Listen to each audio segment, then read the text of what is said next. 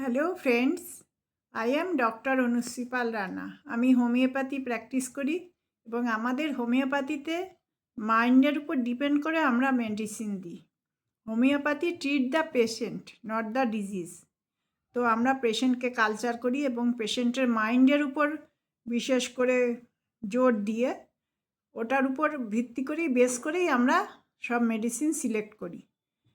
তো আমাদের এখন সমাজে চারিদিকে মহামারীর মতো একটা মনের রোগ বা ডিপ্রেশন বলুন, হতাশা বলুন, একাকিত্ব বলুন, এটা চারিদিকে ছড়িয়ে পড়েছে। ছোটদের স্টুডেন্টদের মধ্যেও হচ্ছে, মিডিল এজড ম্যানদের মধ্যেও হচ্ছে, মিডিল এজড ওম্যানদের মধ্যেও হচ্ছে।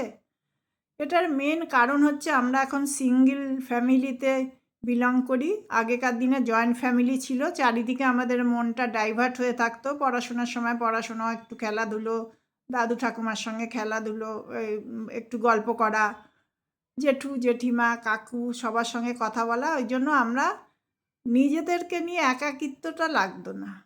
তো যেটা এখন হয়ে গেছে সেটা তো কিছু করার নেই। আমাদের এখন সিঙ্গেল ফ্যামিলিতেই আমরা বিলং করি। তাই স্টুডেন্টদের বলবো, এক্সপেকটেশন রাখো, এম রাখো যে আমাকে এটা হতে হবে, তার জন্য ট্রাই করো। কম্পিটিশন এখন খুব বেশি, কিন্তু না পেলে ওটাকে নিয়ে হতাশ হয়ে পড়ো না। মা বাবা কে কী বললো, অনেক কিছু মা বাবা হতে পারে যে ভাবে, স্টুডেন্টরা ভাবে আমার মা বাবা হয়তো এক্সপেক্ট করে রয়েছে। না, মা বাবা বলে হয়তো ভালোর জন্য যে পড়তে হবে, কিছু একটা করতে হবে, কিন্তু মা বাবা তো কিছু একটা ডিপ্রেশনে মানুষ একাকিত্ব হয়ে গেলে মা বাবা তাতে আরও বেশি কষ্ট পায়। তাই তোমরা এক্সপেকটেশন রাখো, চেষ্টা করো, যেটা হবে হবে, না হলে অন্য অনেক রকম লাইন আছে, চেষ্টা করে যাও, নিশ্চয়ই চেষ্টার মতো চেষ্টা করলে নিশ্চয়ই হবে। আর আমরা মিডিল এজড ওম্যানদের এখন উচিত, যেহেতু ছেলেমেয়েরা বড় হয়ে গেছে, একটু ভালো বন্ধু বান্ধব যাদের সঙ্গে ভালোভাবে গল্প করা যায়, আমার মনের মিল আছে, তাদের সঙ্গে গল্প করা, আমাদের নিজের যেটা ভালো লাগে একটু গল্পের বই পড়া, নিজের গান করা বা আবৃত্তি করা, এইভাবে টাইমটা পাস করা, আর ঘরের যেটুকু কাজকর্ম করা। তো আর যেটা মেন ব্যাপার আমি সবাইকে বলতে চাইছি, ছোট থেকে বড়, যেটা হচ্ছে মেডিটেশন করো। সবাই মেডিটেশন করুন।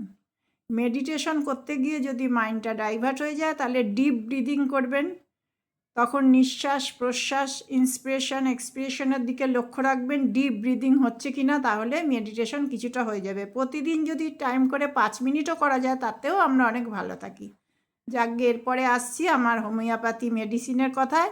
হোমিওপ্যাথি মেডিসিন ক্যালিফস 12x, গরম জলে দিনে 2 বার, সকালে বিকেলে গরম জলে যদি এটা খাওয়া যায়, যাদের এক্সেসিভ ডিপ্রেশন বা লোনলিনেস আসছে তার থেকে আমরা মুক্তি পাবো, অনেকটাই কিওর হয়ে যাব।